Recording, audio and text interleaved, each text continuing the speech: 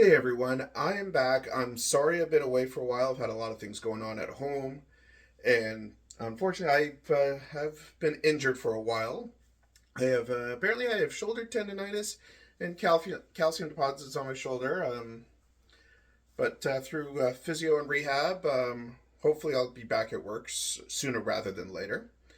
And also, I want to say a bit of a shout out to one of my best friends, for as long as I can remember, Chris Panis, just recovering from surgery. And buddy, I'm with you, brother. I love you, and I can't wait to see you back on your feet. That being said, again, welcome back to another episode of Born to Talk About Sports. I am your host, Steve Bourne, and there's been a lot going on since I was with you guys. Now that when I'm starting to get better, I'm more comfortable with my shoulder injury. I can actually feel like I can move it a little bit. I'm going to try to, as long as I'm on rehab, I'm and home from work, I'm going to try to make this as close to a daily thing as I can. But the big topic over the last 72, 96 hours has been obviously Shohei Ohtani. With the whole private plane, is he coming to Toronto? John Paul Morosi reports he's en route to Toronto. Bob Nightingale says he's still in SoCal. And then guess what? He played the Blue Jays to get another $100 million out of the Dodgers. Now, and so Anaheim's pissed that they've lost him. Jays feel like they royally got played, which they did. And let's face it, the Jays probably got this is the second time the Jays have been played by the Dodgers because that's how the Dodgers got Freddie Freeman. So first of all, $700 million over 10 years is absolutely freaking insane, considering he's probably only going to pitch for about maybe even 40% of that, and the rest of it's you're paying $70 million a year for a DH. Cool. Good luck with that. Offense wasn't the reason why the Dodgers have pulled complete no-shows in the last three playoffs. You still need a bit of it was the term, pitching. That's it. Dodgers need pitching. Clayton Kershaw, one of the best regular season pitchers of all time. Playoffs, guy's got a near 4 ERA. Yeah, Ohtani has never pitched in a playoff game, and you're going to pay $70 million for a guy to do that? Yeah, good luck with that. And that's why the Dodgers have won one quote unquote World Series, and that was the 60-game season, and with a messed up playoff format. That being said, if you're a Toronto Blue Jays fan, you're wondering, okay, where the hell do we go from here? Well, you've got a couple of options. You can overpay Matt Chapman or Cody Bellinger to come back. You can be a bit creative. There's still some veteran DHs out there like JD Martinez or Jorge Soler that you can bring in on probably 1-2 year deals. Then for the outfield, again, you could overpay for somebody like Cody Bellinger, or possibly for third base for a Jock Peterson or Matt Chapman. There's good options out there like Willie Adames. When he was with Tampa, he was a Blue Jays killer. You can go. There's plenty of options. There's still the via trade route. Apparently, a few teams have talked to Cleveland about Josh Naylor. Forget the fact that he's from Toronto. Let's stop the whole thing. We have to get this player because he's Canadian or he's from the GTA. I don't care if this guy is a star out of the Czech Republic. If you can help your team win, so be it. But the fact that Naylor is might be available via trade route, that is definitely something the Jays should explore for a second base. Now that let's face it, Merrifield's gone. He's not re-signing. So there are plenty of cheaper options. The Jays probably still, right now they're looking at Manoah as a fifth starter with Bowden Francis probably challenging them for that. The Jays got lucky this past year with pitching injuries, or lack thereof, essentially. They only used, really, for the most part, 6 starters. No one really missed a start due to injury. So the Jays got really lucky. Will history repeat itself? History shows not bloody likely. The fact that Gossman, Bassett, Kikuchi, and Barrios never made a trip to the IL is actually incredible. And that's probably the main reason why the Jays made the playoffs. The fact that their offense, outside of Kiermaier, Belt, and Bichette, nobody really made a step forward. Kiermaier was a pleasant surprise, and we wish him luck wherever he winds up. Belt is, from everything I've read, is considering retirement. And Bo, Bo had probably one of the best years you could imagine. The only thing with Bo is the same thing that plagued the entire team, and even Coach John Schneider admitted this.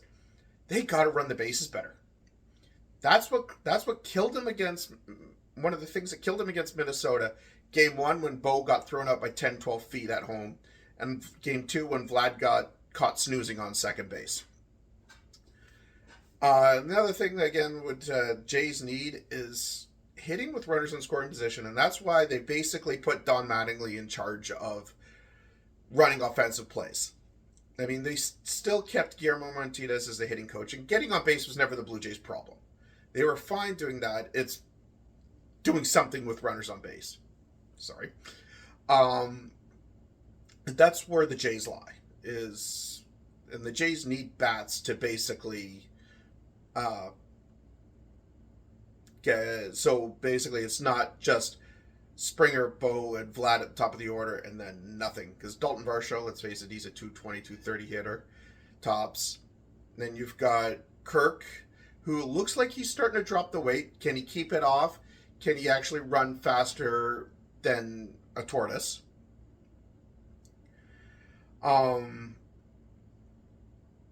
Jansen needs to stay healthy for more than a hiccup. And then right now, you still have, like you say, you don't have a DH, you don't have a second baseman, you don't have a third baseman, don't have a left fielder or a center fielder. Because they plan to move Varsho to center and sign a left fielder. That seems to be the plan. So the Jays still have a lot of holes. Bullpen, for the most part, is okay. Always add a couple of arms because you never know. And then starting rotation, you're looking for that fifth spot, either Manoah, Bowden Francis, or possibly bring in somebody else. So that's baseball talk for now. By the way, the Yankees got Soto, still have crappy pitching. They'll just start losing games 7-6.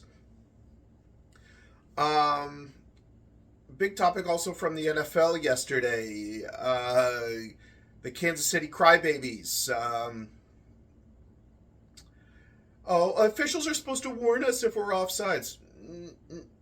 If you ask, yes, they're not supposed to go and sit. It's not like hockey where their arms up saying offside, offside, offside.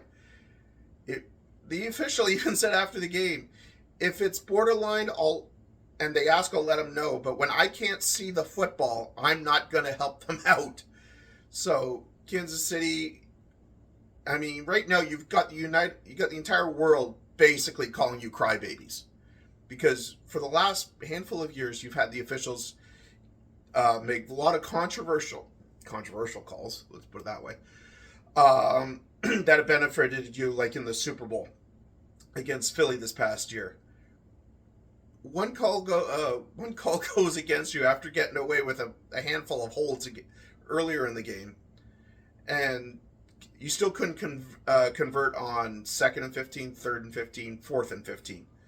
I'm sorry, that with 2 timeouts. Sorry, that is not the official's fault that you still couldn't convert. So please quit the whining. And then what we saw, Cowboys impressed the hell out of me yesterday. Everyone who knows me knows I hate the Dallas Cowboys, but what they did yesterday to Philly at home was extremely impressive. But Dallas, you're coming to Buffalo next week in an uncontrolled environment. Luckily, the weather in Buffalo, Southern Ontario, has been warmer than normal, so I'm not expecting snow, possibly a bit of wind and rain, but that's about it. For the 4:25 start. Dallas is right now battling for the number 1 seed in the NFC and the NFC East with Philly, but they've got the tiebreaker with the Eagles, and they're tied with the Giants or the Niners right now, but San Fran has the tiebreaker. So some pretty good football down the stretch. So like I said, the Bills and Cowboys should be a fun game next week. Um, Considering Buffalo's defense is absolutely decimated with injuries, and ever since they made the offensive coordinator change, they've been actually holding their own pretty well. And the NBA, don't get me started on the NBA in-season tournament. I think anyone who watched more than 30 seconds of this knew that this tournament was to pad LeBron James' career stats. I mean, they went 7-0. They had an in this quote unquote tournament. Like I said, to me, this was a joke. Sure, the players liked it because it did give these November and early December games a little bit more meaning than as opposed to just playing in the string and just trying to get through this time of year without getting hurt and costing your team playoff positioning. But let's face it, the in-season tournament was nothing more than a moneymaker and to pad LeBron James stats. That's all that is. I won't even. That's as all as I'm going to talk about it. And then we go into the NHL right now. Edmonton got, let me say, one of the Cup favorites, Edmonton Oilers, got off to an absolutely terrible start. Got no goaltending. McDavid got hurt. Draisaitl couldn't carry the team on his own. Zach Hyman was probably the most consistent player on the Oilers. They make the coaching change, and then McDavid finally gets over his injury. Edmonton's wheeled off 7 straight. They're finally getting a couple of saves. And then next thing you know, Edmonton is, like I said, they've won 7 in a row and right back in playoff spot. They can't go on another stinker where they lose 5 of 6 or that could kill them. You've got Vancouver Canucks got off to a white hot start of the year. They've cooled down a little bit, but they're starting to play a bit better. Calgary Flames next. Winnipeg Jets have starting to play a bit better. I think last year they were tied for first in the Central Division. And that Central Division is a 3-team race between them, Colorado, and Dallas. And then if you go more east, the only Canadian team in the east that's playing worth a damn right now is this is going to kill a lot of people. They are the Leafs. I mean, they probably just played their most complete game of the season Saturday night against Nashville. I don't. Sorry, that is my cat Frankie. He's decided to join the program. Frankie. And so, yeah, I mean, like I said, Nashville, I know they're not an offensive powerhouse, not by any means. When Ryan O'Reilly's your number one center, you do have problems.